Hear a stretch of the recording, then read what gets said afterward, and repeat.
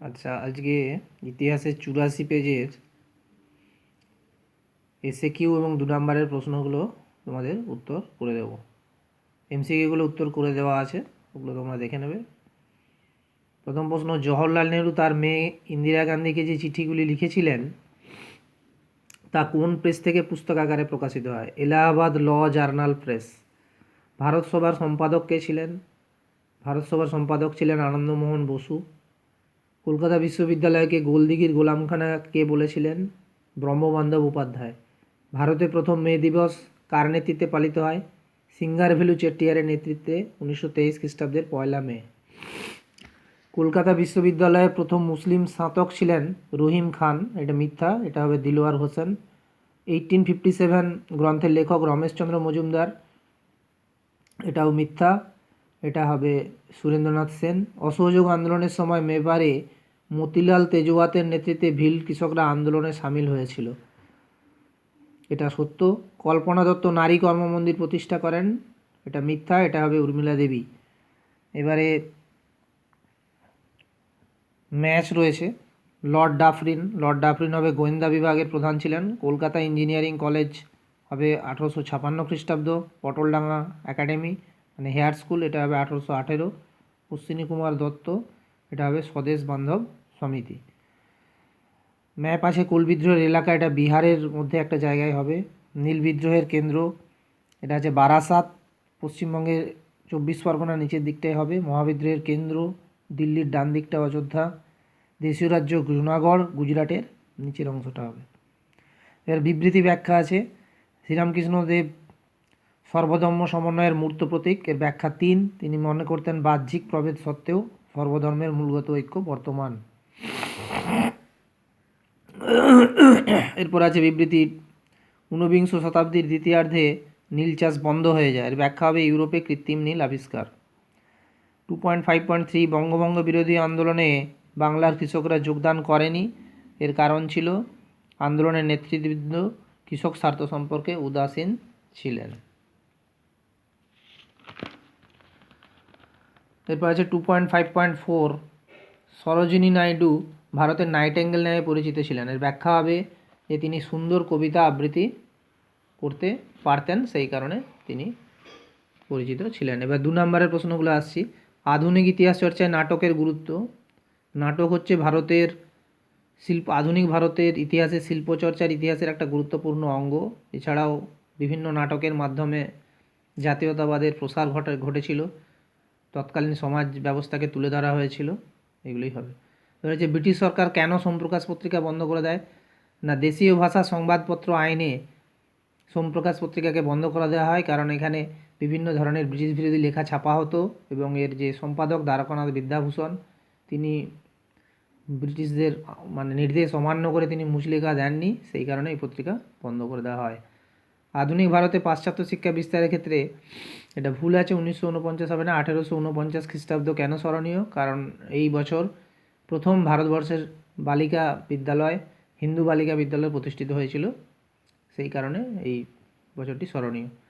Academic association কে কী উদ্দেশ্যে প্রতিষ্ঠা করেন? একাডেমিক অ্যাসোসিয়েশন প্রতিষ্ঠা করেন ডিরোজিও, ছাত্রছাত্রীদের মধ্যে স্বাধীন চিন্তার বিকাশ এবং যুক্তিবাদের বিকাশ ঘটানোর জন্য। চাইবাসার যুদ্ধ কি? না, 1820 থেকে 21 খ্রিস্টাব্দে পোড়াহাটের জমিদার এবং ব্রিটিশদের বিরুদ্ধে কোল উপজাতিরা এই যে যুদ্ধে সামিল হয়েছিল সেটাই চাইবাসার যুদ্ধ। এই যুদ্ধে কোলদের পরাজয় হয়েছিল। এলাকা চাষ বা নিজ আবাদি চাষ কি? না, নীলকররা জমিদার বা বড় কৃষকদের কাছ থেকে জমি কিনে বা জমি ভাড়া নিয়ে যে ধরনের নীল চাষ করতো সেটাই হচ্ছে এলাকা চাষ বা নিজ আবাদি চাষ। মহারানীর ঘোষণাপত্রকে প্রতিশ্রুতি ভঙ্গের অধ্যায় কেন বলা হয়? না, যে সমস্ত প্রতিশ্রুতি তিনি দিয়েছিলেন ভারতবাসীকে তার বেশিরভাগই কিন্তু পালিত হয়নি। শুধুমাত্র ক্ষোভ প্রশমনের উদ্দেশ্য নিয়েই এটা করা হয়েছিল, ব্রিটিশ সাম্রাজ্যের স্থায়িত্ব বৃদ্ধি করার জন্য। তাই ঐতিহাসিক রমেশচন্দ্র মজুমদার এটাকে প্রতিশ্রুতি ভঙ্গের অধ্যায় বলেছেন। সিপাহী বিদ্রোহকে কারা কেন জাতীয় বিদ্রোহ বলেছেন? ইংল্যান্ডের টরি দলের নেতা ডিসেলরি, আউটরাম, কার্ল মার্কস এরা জাতীয় বিদ্রোহ বলেছেন, কারণ বেশিরভাগ স্থানেই অনেক অসামরিক লোকজন যারা সিপাহী নয় এরকম লোকজনও কিন্তু এই বিদ্রোহে অংশগ্রহণ করেছিল, যাদের উদ্দেশ্য ছিল ভারতবর্ষ থেকে ব্রিটিশ শাসনের উচ্ছেদ, সেই কারণে এটি জাতীয় বিদ্রোহ নামে পরিচিত।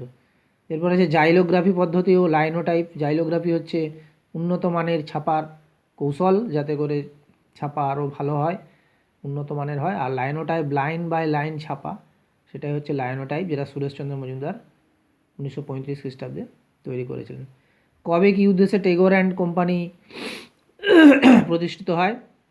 না, চাষিরা যাতে উৎপন্ন ফসলের ঠিকঠাকভাবে ন্যায্য মূল্য পায়, সেই কারণেই কিন্তু এটা প্রতিষ্ঠিত হয়েছিল। আচ্ছা, এরপরে আছে হালি প্রথা কি? হালি প্রথা হচ্ছে গুজরাটের একটা প্রথা, যেটাতে যারা উচ্চ ধর্মের কৃষক তাদেরকে উজলি পরাজ বলা হতো। সেই উজলি পরাজদের জমিতে নিম্নবর্ণের যারা কৃষক কালী পরাজরা, তারা বেগার শ্রমদান করতে বাধ্য হতো। এটাই হচ্ছে হালি প্রথা। এরপরে হচ্ছে, এবং এই প্রথাটা, এটা বারদৌলি আন্দোলনের একটা সত্যাগ্রহের একটা অন্যতম কারণ ছিল। ভারতের কমিউনিস্ট পার্টিকে দ্বিজ কেন বলা হয়? কারণ ভারতের কমিউনিস্ট পার্টি দুবার জন্ম হয়েছিল, সেই কারণে দ্বিজ। একটা হচ্ছে 1920 খ্রিস্টাব্দে রাশিয়ার তাসকন্দে, আর পরবর্তীকালে 1922 খ্রিস্টাব্দে ভারতবর্ষে কমিউনিস্ট পার্টির জন্ম হয়, সেই কারণে এটা দ্বিজ। বীরাষ্ট্রমী ব্রতকে কেন পালন করেন? সরলা দেবী চৌধুরানী বীরাষ্ট্রমী ব্রত পালন করেছিলেন ভারতীয়দের জাতীয়তাবাদে উদ্বুদ্ধ করার জন্য, এবং তাদের ভারতের প্রাচীন বীরগাথা তুলে ধরে তাদের মনোবল বৃদ্ধি করার জন্য। এরপর আছে রেশমি রুমাল ষড়যন্ত্র মামলা। এটা হয়েছিল ব্রিটিশ বিরোধী যে ভারতবর্ষে বিপ্লবী আন্দোলন, তার এটা একটা অন্যতম অঙ্গ। আফগান নেতা ওবেদুল্লাহ সিন্ধি, তিনি একটা রুমালে বিদ্রোহের বার্তা লিখে পারস্যের মাহমুদ হোসেনের কাছে একটা পাঠাচ্ছিলেন বার্তা, সেইটা ব্রিটিশ গোয়েন্দাদের কাছে ধরা পড়ে যায়, এবং যে মামলা হয় সেটাই হচ্ছে রেশমি রুমাল ষড়যন্ত্র মামলা। 1922 খ্রিস্টাব্দে এটা হয়েছিল। কেন ভারত বিভাজন অবশ্যম্ভাবী ছিল? ভারত বিভাজন অবশ্যম্ভাবী এই কারণেই ছিল, কারণ মুসলিম লীগ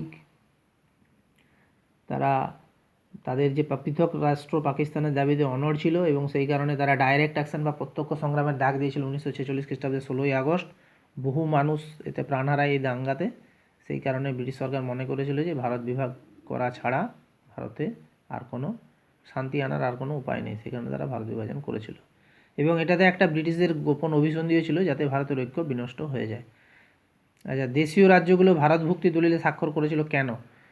এর কারণ ছিল সর্দার বল্লভভাই প্যাটেল, যে আয়রন ম্যান অফ ইন্ডিয়া, তার যে কূটকৌশল, তার দৃঢ় মনোভাব, এবং বিভিন্ন দেশীয় রাজ্যগুলোতে সামরিক অভিযানের একটা আশঙ্কা ছিল, এবং সেইগুলোতে রাজ্যগুলোতে প্রজা বিদ্রোহেরও একটা আশঙ্কা ছিল, সেই জন্য দেশীয় রাজ্যগুলো বাধ্য হয়ে ভারতের অন্তর্ভুক্ত হয়। ঠিক আছে, কিছু অসুবিধা হলে তোমরা কমেন্ট বক্সে জানাবে, পরের পেজ পরে দেওয়া হবে।